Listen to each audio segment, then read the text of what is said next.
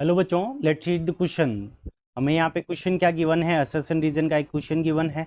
Assertion given है density of all the nuclei is same and reason given है radius of nucleus is directly proportional to cube root of mass number.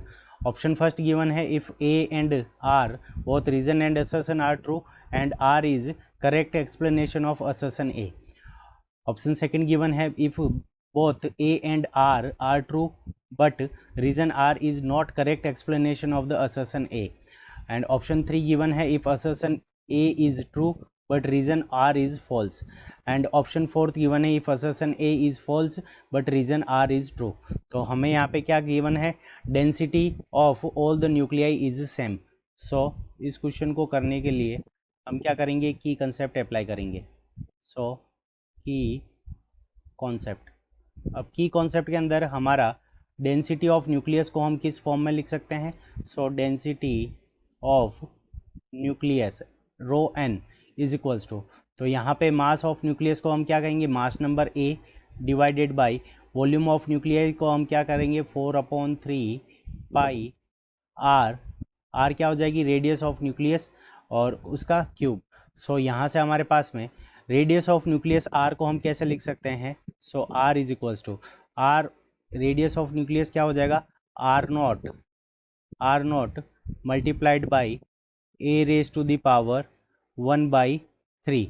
ए यहाँ पे क्या है, atomic number, और R naught क्या है, constant है, और इसकी वैल्यू हमारे पास में कितनी होती है 1.1। आर नोट की जो वैल्यू होगी वो हमारी क्या हो जाएगी, सो आर नोट की वैल्यू लिख लेते हैं। सो आर नोट की जो हमारी वैल्यू है वो कितनी है 1.1 fermi. So 1.1 multiplied by 10⁻⁻15 metre. 1.1 multi 10⁻15 metre, ये हमारी किसकी वैल्यू है, आर नॉट की वैल्यू है। तो ये वैल्यू अगर हम पुट करें इस इक्वेशन के अंदर तो रो एन की वैल्यू हमारे पास में क्या हो जाएगी, A divided by 4/3 pi R naught multiplied by A raise to the power 1/3 का क्यूब करेंगे तो यहाँ से हमारे पास में आ जाएगा are naught raise to the power 3 multiplied by A raise to the power 1/3 और इसकी पावर हमारी क्या हो जाएगी 3। तो यहाँ से ए आ जाएगा हमारे पास में, तो यहाँ हमारे पास में जो रो आ जाएगा, रो एन यानी न्यूक्लियस की जो डेंसिटी है वो हमारे पास में कितनी आ जाएगी 4/3 पाई आर नॉट क्यूब, और यहाँ से 3 से ये 3 कैंसिल हो जाएगा तो डिवाइडेड बाई ए आ गया, तो ए से ए कैंसिल हो गया, तो यहाँ से हमारे पास में 1 तो रो एन की वैल्यू अगर हम यहाँ पे लिखें तो rho N is equals to हमारे पास में कितना आ जाएगा 1/4 pi R naught raise to the power 3 R naught cube.